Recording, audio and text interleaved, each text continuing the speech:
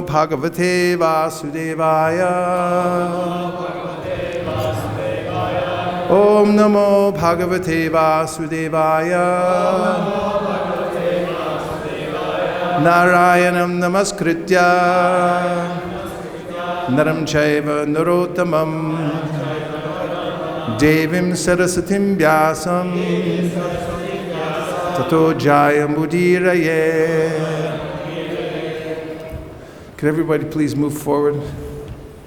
Come in close, leave no gaps.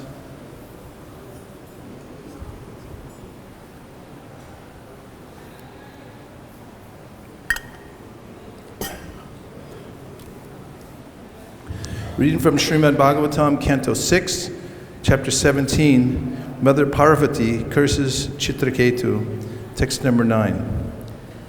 Shri Shuka Uvacha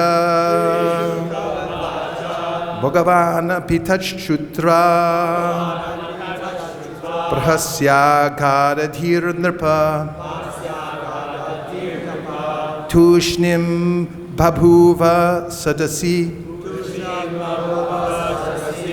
Sabhyascha tad anuvrataha. Shri Shuka Uvacha Bhagavana Pitachchutra Prahasya Gadadir Nrpa Tushnim Babhuva Sadasi Sabhyascha tad anuvrataha. Shri Shuka Uvacha Bhagavana Pitachchutva Prahasya Gadadir Nrpa Tushnim Babhuva Sadasi Sabhyascha tad anuvrataha.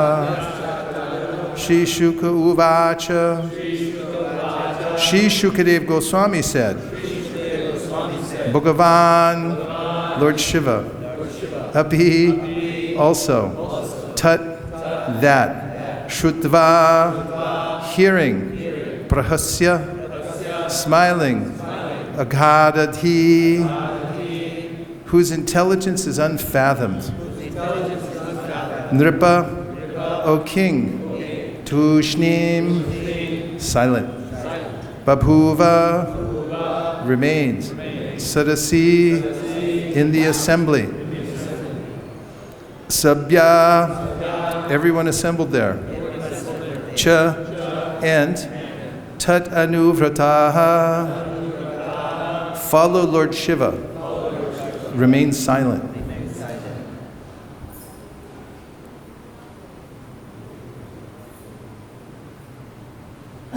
Translation. Srila Shukadev Goswami continued, my dear king, after hearing Chitraketu's statement, Lord Shiva, the most powerful personality, whose knowledge is fathomless, simply smiled and remained silent, and all the members of the assembly followed the Lord by not saying anything. Would you like to repeat? Yes.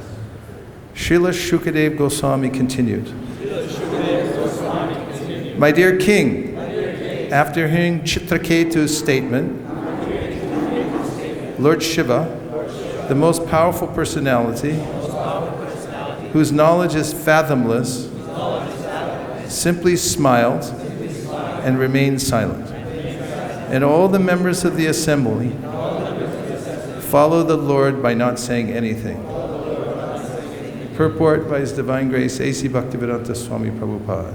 Srila Prabhupada ki. Chitraketu's purpose in criticizing Lord Shiva is somewhat mysterious and cannot be understood by a common man.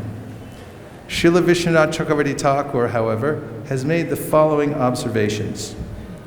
Lord Shiva, being the most exalted Vaishnava and one of the most powerful demigods, is able to do anything he desires. Although he was externally exhibiting the behavior of a common man and not following etiquette, such actions cannot diminish his exalted position. The difficulty is that a common man, seeing Lord Shiva's behavior, might follow his example, as stated in Bhagavad-Gita 3:21. Yadyada charati shreshtas tadevi tarojanaha sayat brahmanam kurute lokas tad anuvartate. Whatever action a great man performs, common men follow, and whatever standards he sets by exemplary acts, all the world pursues. A common man might also criticize Lord Shiva like Daksha, who suffered the consequences for his criticism. King Chitraketu desired that Lord Shiva cease this external behavior so that others might be saved from criticizing him and thus become offenders. If one thinks that Vishnu, the Supreme Personality of Godhead, is the only perfect personality, whereas the demigods, even such demigods as Lord Shiva, are inclined to improper social affairs, he is an offender.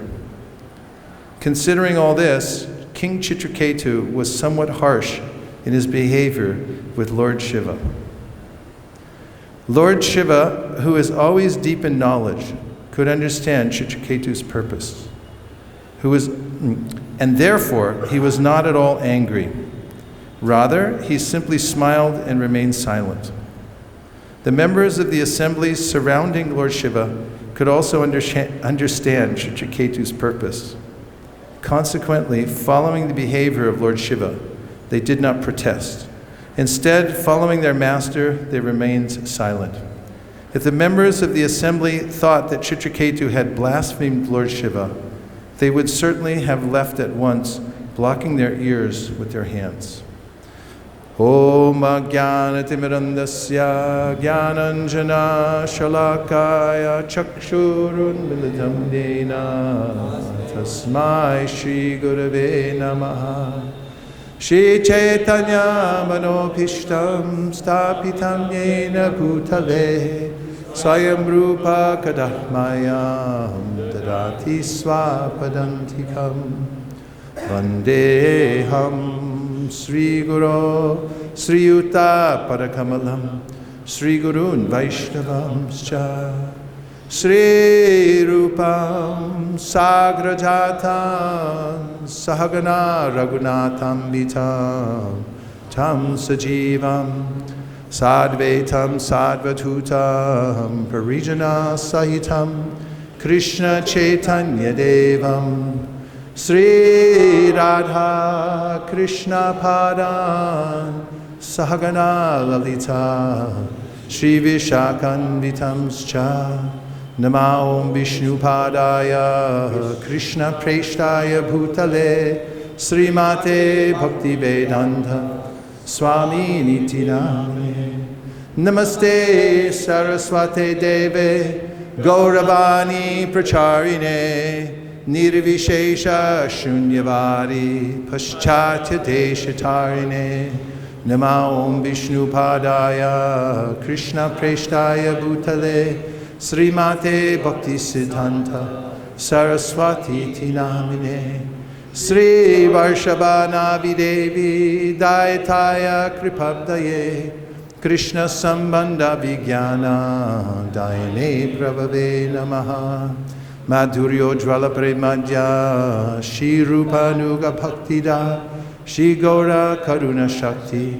Vigrahaya Namostute Namaste Gauravani Shri Murtaye Dinatarine Rupanuga Virudhapa Siddhanta Jwanta Harine Namo Gaurakishoraya Sakshad Vairagya Murtaye Vipralamba Rasambode Padambhujayate Namaha Namo Bhakti Vinodaya Sakchidananda Namine Gaura Shakti Swarupaya Rupanuga Varayate Gaura Virabhava Bhomestvam Nirdesa Sajjana Priya Vaishnava Sarvabhauma Shri Jagannatayate Namaha Vancha kalpa turubhyascha kripa sindhubhya evacha patitanam bhavanebhyo vaishnavebhyo namo namaha namo mahavaranyaya krishna prema pradayate krishnaya krishna chaitanya namne gauratvishe namaha panchatattvatmakam krishnam bhakta rupa sarupakam Bhaktavataram Bhaktakyam Namami Bhakta Shaktikam. He Krishna Karuna Sindho Dina Bandho Jagatpate Gopesha Gopika Kanta Radha Kanta Namostute Jayatam Surato Pangor Mama Manda Matergati Matsarvaswa Padamboja Radha Madana Mohana Divya Vrindaranya Kalpadrumadha Srimad Ratnangara Singhasanastav Srimad Radha Srila Govinda Deva Preshtali Bhi Sevyamano Smarami Srimandra Sarasarambi Vamshivata Tatastitaha Karshan Venu Swanir Gopir Gopinatha Shriyestunaha Tapta Kanchana Gaurangi Radhe Vrindavaneshwari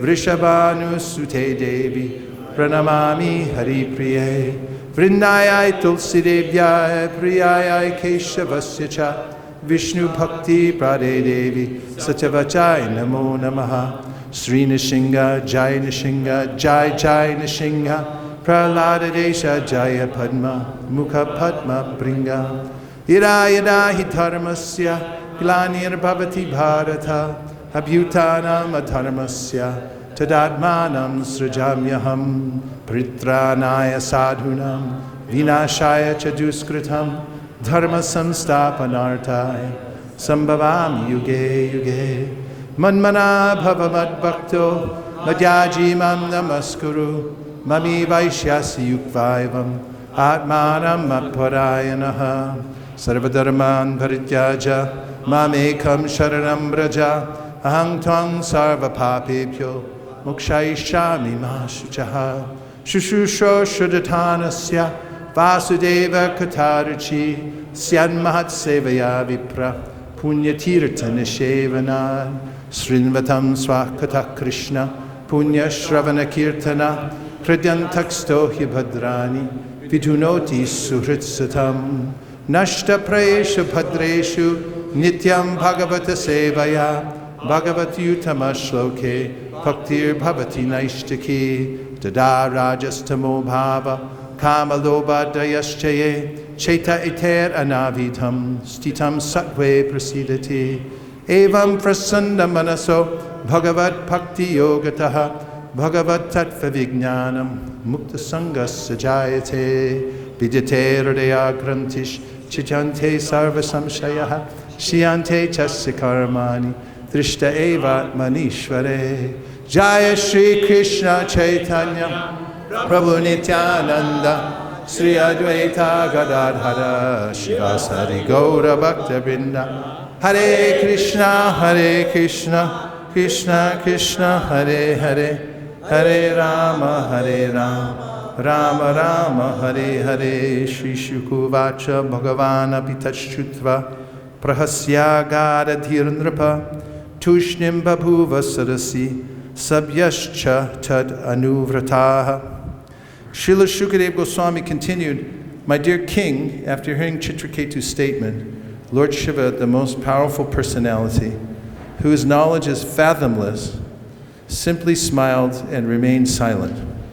And all the members of the assembly followed the Lord by not saying anything." Prabhupada gives some relief in the first line of this purport by saying that this is very mysterious.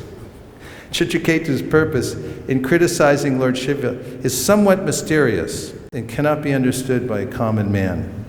So there's a lot that happens in this instance with Chitraketu and Lord Shiva and Parvati and all the sages gathered together, but we'll try to take a few lessons from the text and the purport, something practical. One thing is that I noticed right away, there's a difference in motive being mentioned between Chitraketu and Daksha. When Daksha criticized Lord Shiva, he was full of envy. In the 11th canto of the Srimad Bhagavatam, Krishna speaking to Uddhava, speaks about the envious heart. And he says that when people speak out of envy, when they have envy in their heart, it acts like a spear that can actually injure another, because sound carries consciousness. You may notice, if you have lived with anybody closely in an ashram, or been on traveling sankirtan, or have a spouse anywhere, you notice not so much what someone says, but the way they say it. In fact, sometimes people say, I don't like the way you said that. It might have even been the right thing to say. But, I mean, even animals, if you say something derogatory about the animal, but you say it in a patronizing way, they may appreciate it. The tone of the voice is very important, and that comes from the state of one's heart. That's confirmed in the 4th canto of Srimad Bhagavatam also with Prithu Maharaj, who mentions that when a pure devotee speaks, it's a vibration that touches Krishna's lotus feet, because his consciousness, her consciousness, is fully absorbed in Krishna, and that vibration touches the lotus feet of Krishna, dislodges the saffron particles, saffron mercy particles, and the vibration made by a pure devotee, therefore, is mixed with saffron mercy particles, and therefore, he concludes that when one hears that, one becomes changed in heart. The hearer becomes changed. The same token, it's mentioned by the Sanatana Goswami, that if one hears from a person who is contaminated with material desire, or mayavad, which is extreme material desire, then it's as if one is drinking milk touched by the lips of a serpent. Even if a person's chanting the same mantra, speaking about the same subject matter, if the motive is different. Verse? I'm sorry? Sarpochishtam payayata. Sarpochista. Uchishta means remnants. Uchishta. And sarpo means a snake. So if a little snake comes along and takes the milk and drinks it, you don't want to touch the milk after that. Because, I mean, snakes are known to be full of poison. And the remnants are deleterious. So one has to be careful, discriminating, Sanatana Goswami and others of saying who one listens to. And even in common law, the idea of intention is important. The intent behind one's speaking something makes a difference. I'm sorry? Avaishnava mukungirnam putam harikatamritam. Shravanam, what? I'm sorry? Everyone's saying it at once, I can't hear. Shravanam naiva kartavyam sarpochishto payoyata. Thank you. We entered it into evidence today. That this verse means what we just talked about. And intention also is important.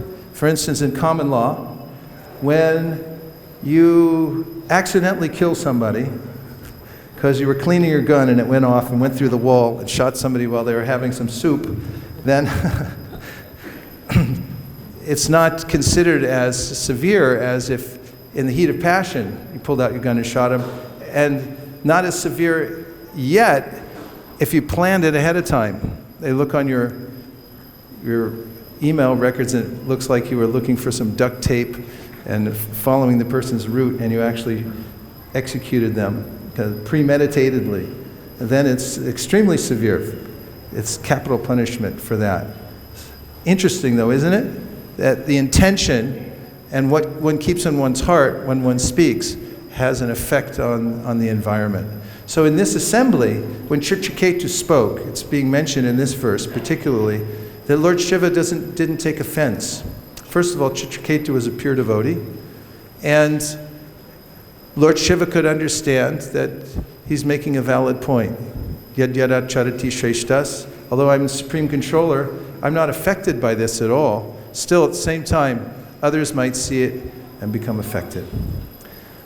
And then, so that's one area to consider in this particular verse. And then there's a couple other lessons that I wanted to go into, but before I do, just considering this one section, we'll take some reflections. Anything that you heard or that struck you about this particular point? We have the microphone, it's ready to go. It's on a string. Go ahead, reflect.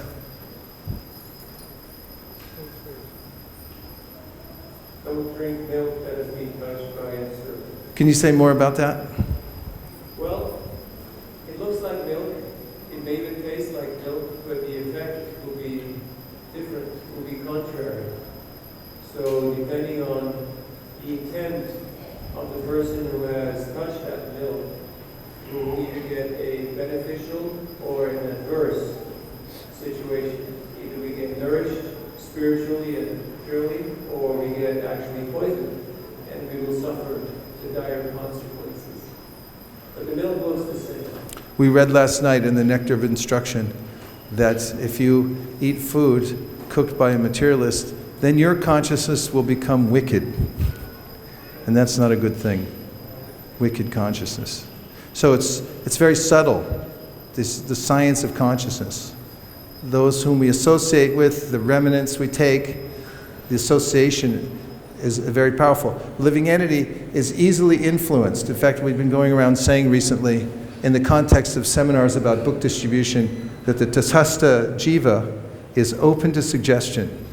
It's bouncing around the universe, and anything that he's influenced by can deeply affect him, because he's tiny and is affected. So in the science of Krishna consciousness, it's important to consider very carefully what will be the effect of my association. In fact, an environment, which means association. And Chaitanya Mahaprabhu had asked, what is a Vaishnava? He particularly said, Satsanga Tyage Vaishnavachar. He said, a Vaishnava is somebody who abandons bad association, just gives it up. What else? A-N-D.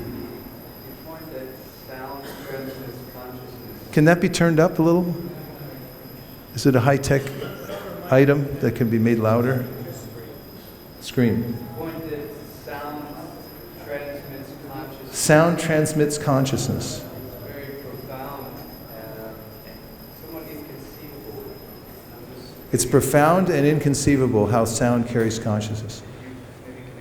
Well, not only does sound carry consciousness, but more particularly language carries consciousness. Before the creation, there's language exists, and when the Lord speaks, then the creation takes place. And the combination of syllables makes a difference. For instance, when Rupa Goswami mentions is glorifying the holy name, he calls the holy name Paramakshara Krite, the supreme combination of syllables. And the Shastra is full of discriminating statements about the difference between material sound and spiritual sound. Anyarevahur sambhavad, anyarahura sambhavad, iti shushrumadhirana, yenas tadvid chakshire. One result is obtained by worshipping the supreme cause of all causes, and another result is obtained by worshipping that which is not supreme. Different kinds of vibration that one can make. And sound is the cause of all the elements in the material world as well. A little too much gain, I think. Sorry.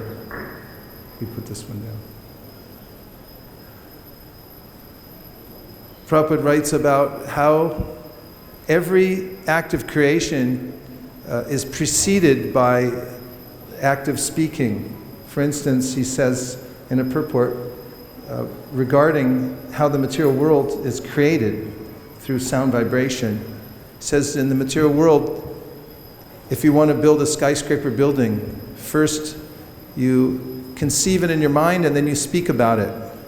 And by the language, then gradually the paraphernalia becomes manifested. And he says similarly, if you make spiritual sound vibration, then all the paraphernalia necessary to advance in spiritual life becomes manifest in one's life. Tesham satata yuktanam pajatam pritipurvakam dadami bhakti-yogam tam yenamam upayanti te.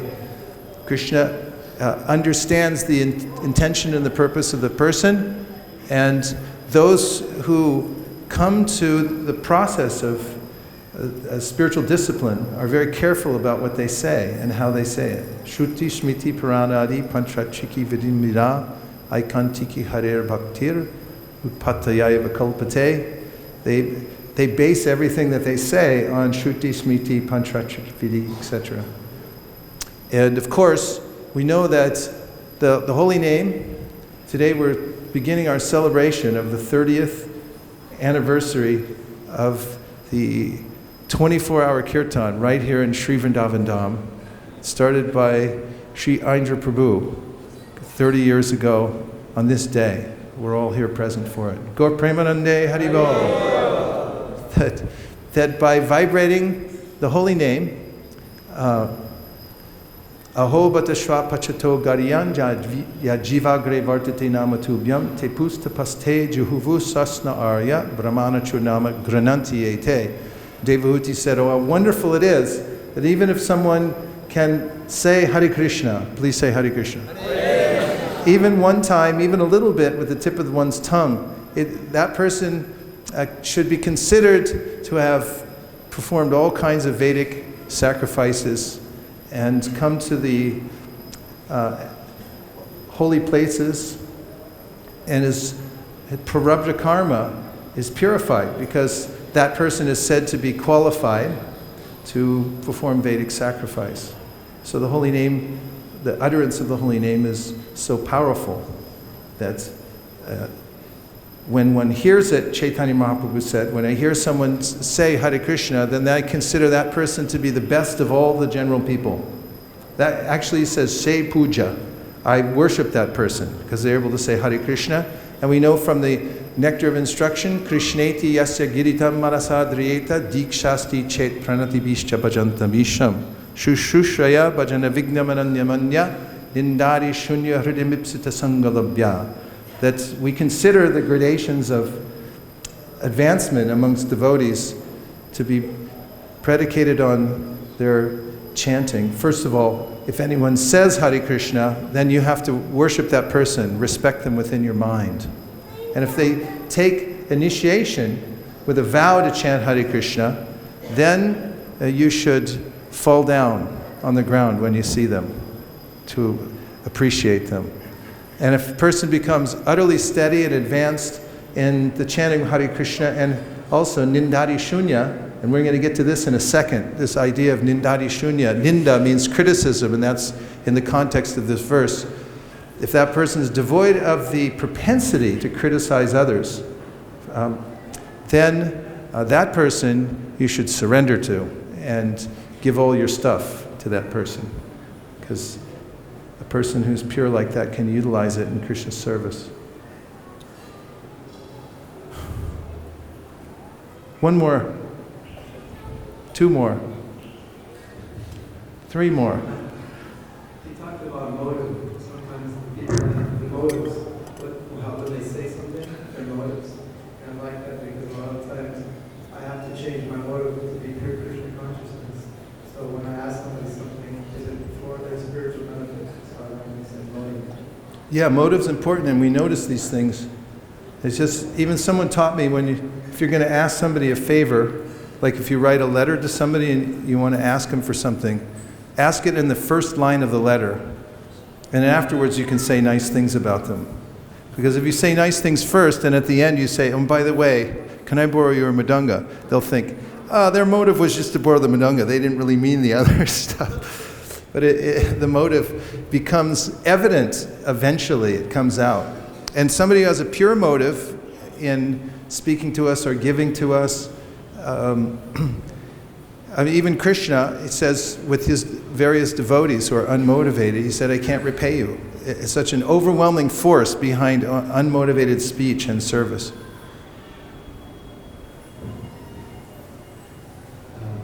In reference to the milk touched by the lips of the serpent, can you talk about, is there any need for us as devotees to discriminate? We're hearing how many people speak, we're hearing people lead kirtans and so on.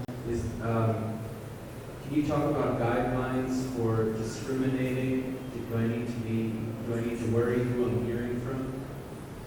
Yes, and that was the whole point. And the gold standard is that the person who is speaking has the mood of surrender to Krishna. There are many Vaishnava qualities listed in the Shastra, but Rupa Goswami says the most important one is that the person is surrendered to Krishna. They're in the mood of, I'm a devotee of Krishna, I'm surrendered to Krishna. Even if they have other qualities that don't seem so savory, if they have that one quality, that I'm surrendered to Krishna. For instance, we meet people all the time in the preaching field who indicate that Krishna consciousness is a process, and Krishna is a person. But to devotees, Krishna consciousness is the process, and Krishna is the Supreme Personality of Godhead. Nothing else, no one else. Ete chamsha kalapumsam Krishnas tu bhagavan swayam indrari vyakalam lokam I'm sorry, it's one of those days. Indrayani mrige. Forget it. Okay, so yeah, we're careful to understand what is the mindset and what is in the heart of the person. What is their lifestyle? Who are they connected to? How are they surrendered to Krishna? That's an important item. And therefore, in discrimination, we find plenty of fodder for discriminating. For instance, I mentioned Krishneti yasagiritam manasadriyeta. If a person can say Hare Krishna, it means they're not ordinary. But if their character isn't up to standard, in your mind you can offer obeisances, but it doesn't mean that you associate closely. And then the next level, if a person is surrendered, they've taken diksha, the verse says, that person under strict vow is following very carefully, then we become more demonstrative in our appreciation.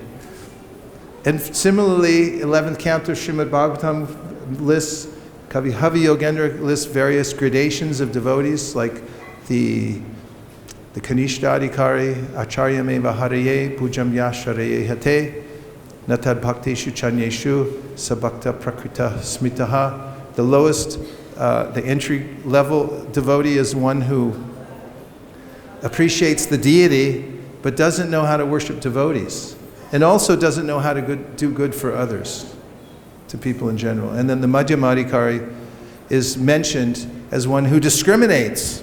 Ishvare taradineshu balisheshu dvisatsucha prema maitri kripopeksha yakaroti samadhyamaha.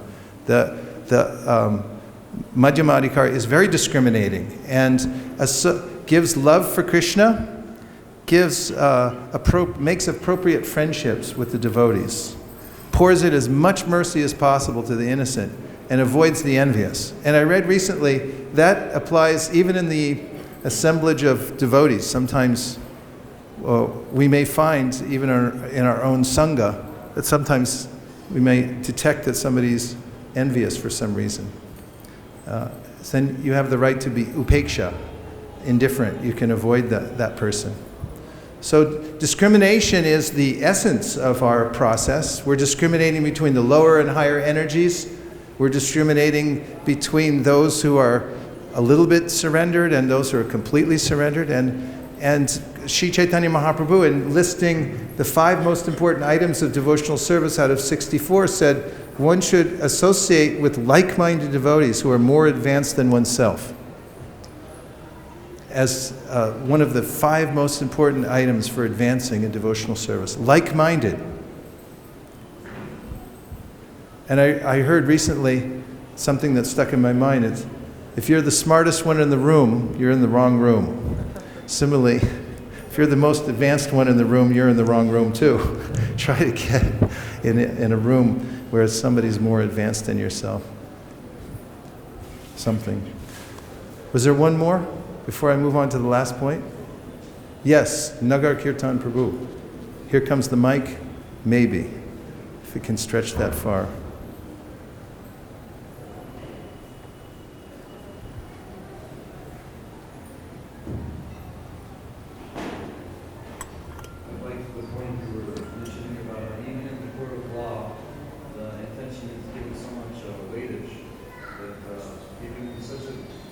external, you could say, non-spiritual circumstance, they take such consideration of the intention to such a degree that your punishment will be vastly different from somebody who had a different intention. Yeah, definitely. It's measurable. Or we try to measure these things and understand the intention. Yes, thank you. So another point in this verse is about criticism in general, and when to criticize, when not to criticize. Of course, there are Vaishnavas like Raghunath Bhatta Goswami who just opted out of the criticism altogether, because teachers can criticize. Mentioned in the austerities of speech in the 17th chapter of the Bhagavad-Gita, Prabhupada says that one should not try to instruct people who are not one's students. In other words, unless one signed up and said, "You please criticize me," then it's not your duty to go around picking out everybody and saying this, that, this, that. It won't be effective. At least I've seen that people don't appreciate it randomly, but they do when there's some agreement that, and that's what a guru-disciple relationship is. Okay, I'm agreeing to take shelter of you, you criticize me, you find out the fault. And the person signs up for it. It's a good relationship. Criticism works quite well there. But if it's random, it doesn't work so well. Now, in the realm of criticism, I read something very interesting in the 11th canto recently in a commentary by Srila Vishwanath Chakravarti Thakur, where he mentions different levels of criticism. And he judges how advanced a devotee is according to their particular propensity to criticize or see the good qualities in others. So it goes like this. For the demoniac person, who's called the Pamara, low-class person, who finds faults practically everywhere, even if there's good faults and bad faults, good qualities and bad qualities in a person, this person just sees the bad qualities. And then the next level of crippled-minded person is that a person has good qualities and bad qualities, but the low-class person only brings out the bad qualities. It only mentions those things, not the good.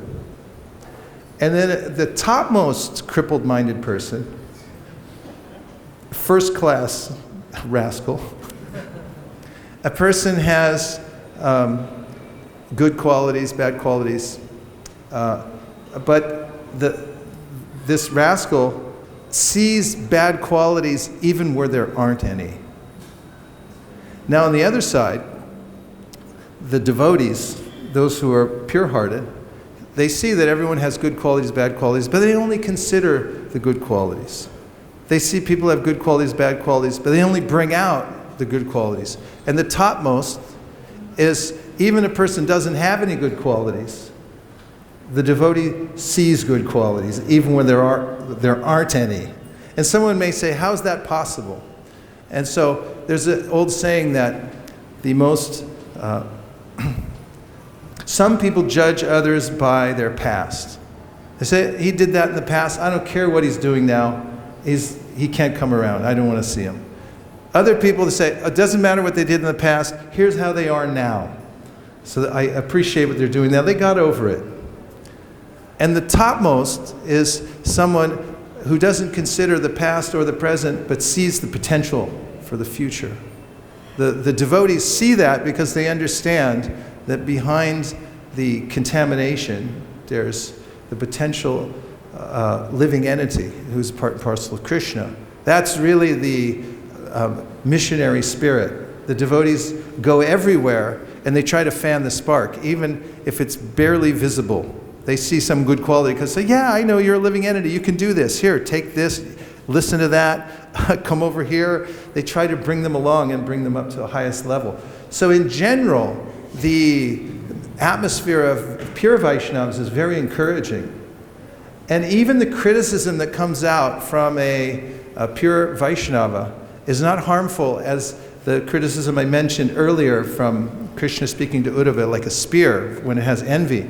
And this comes out in an interesting commentary from the verse from the 11th canto. Evam vrata swapriya nama kirtya chatana rago chita chuta uchar hasatito roti gayati unmadavam vritati lokabayaha.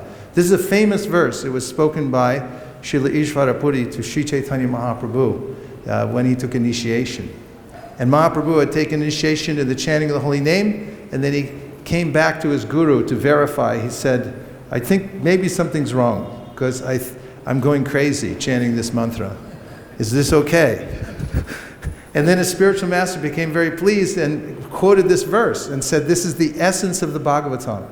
Evam vrata swa priyanama kirtya. When you take a vow to chant the holy name of the Lord, evam vrata swa priya, then the name, eventually it starts to become very dear to a person. And then druta chitta, the heart melts, becomes very soft.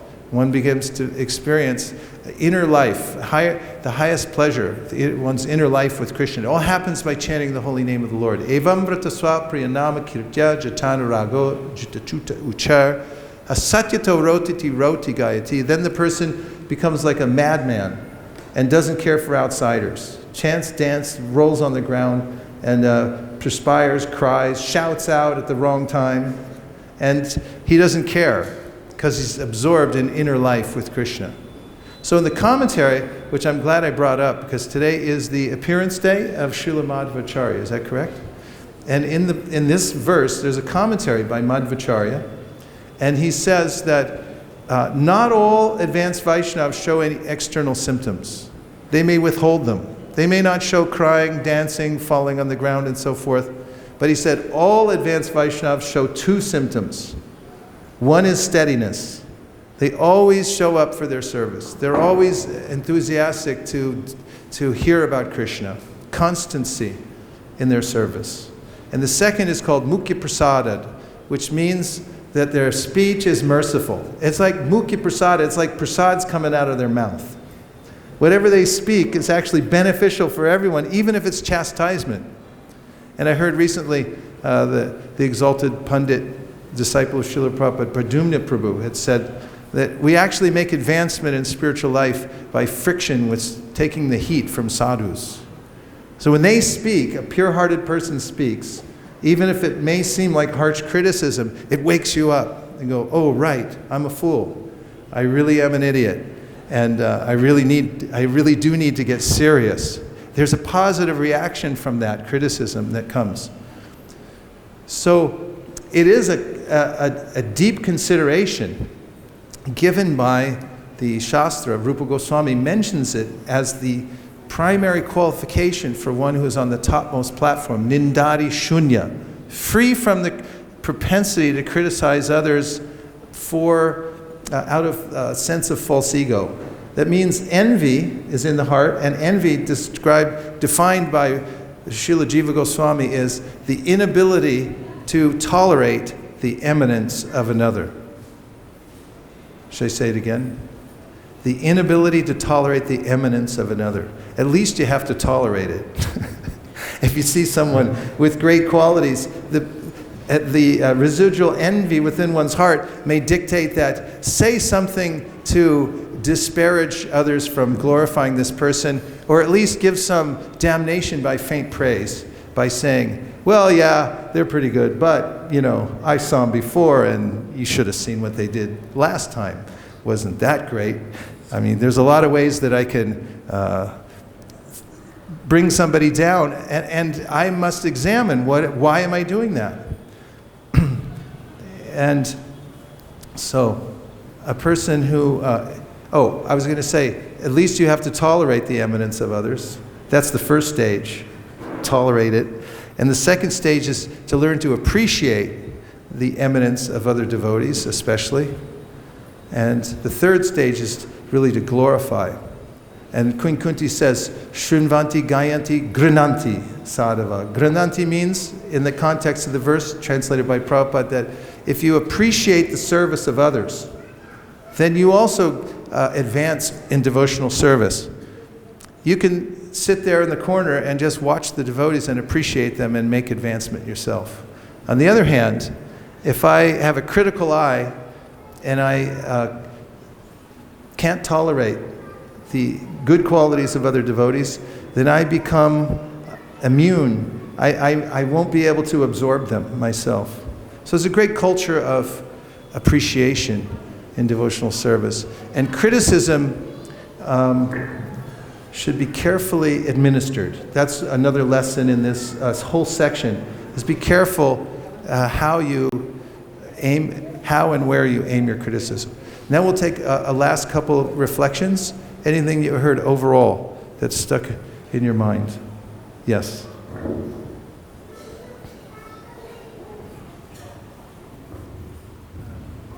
just want to add that I heard one of the devotees who was telling Prabhupada that some of the Prabhupada disciples left the movement, and then one devotee asked Prabhupada, what do you think about them?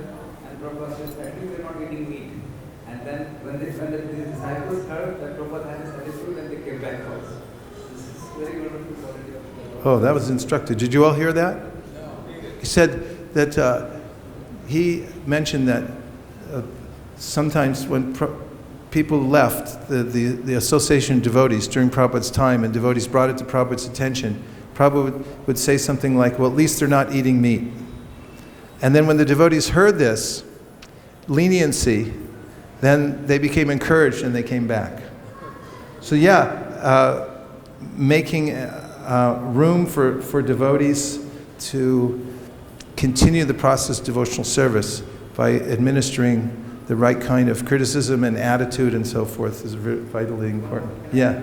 One thing I heard from Narani Mataji that one person now is a devotee in Sweden, and he died when he was not a devotee. And he went to Yamaraj, and Yamaraj said, did you do anything good? And they said, nothing good, but one time he just gave hands at a Sankirtan party, and he said it back. Now the devotee was gone. So this is how, as you mentioned, that appreciating devotees, devotional service can make so much advancement. Yeah. Thank you very much. Just to say also, now that the bell is ringing, that this 24-hour kirtan going on in this one place has a reverberating effect all over the world. The sound vibration goes out from here and it goes around and around on the planet.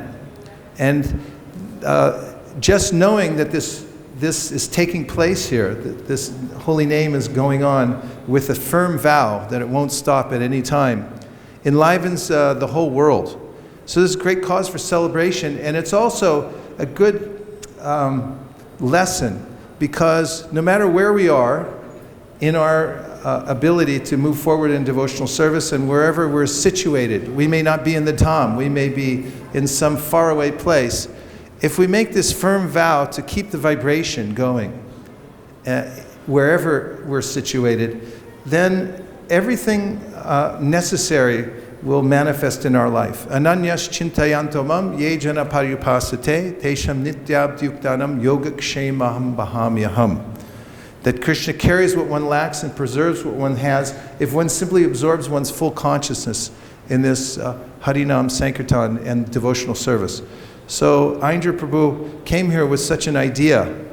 One person, one idea with a highest spiritual ideal can change the whole world, one person. We see how Srila Prabhupada did it. We see how Indra Prabhu, when he came here with this vrat and this intention in his heart that I'm going to sit down here, I won't move, and I'll chant Hare Krishna. And then everything came, all the energies. Of course, there were a lot of lean times, I'm sure. There's some struggles and so forth. But when a person makes this vow to go on with the vibration of the holy name, come what may, then Krishna moves heaven and earth and makes things happen. In a parallel way, Prabhupada sat under a tree in Thompson Square Park. That tree is still there. And he just chanted Hare Krishna. And Krishna manifests all the paraphernalia needed to spread the Krishna consciousness movement all over the world. So we can take this day as an important time to renew our vow, to keep the vibration of the holy name going, and to glorify the devotees who are fully dedicated to that vibration. Om Tat Sat. Thank you very much. Hare Krishna. Vanshakalpadurvascha kripasinnabevacha patitanam pavanebhyo vaishnavebhyo namo namaha gopremanande nitai gauda haribo haribo haribo nitai gauda haribo nitai gauda haribo haribo haribo nitai gauda haribo.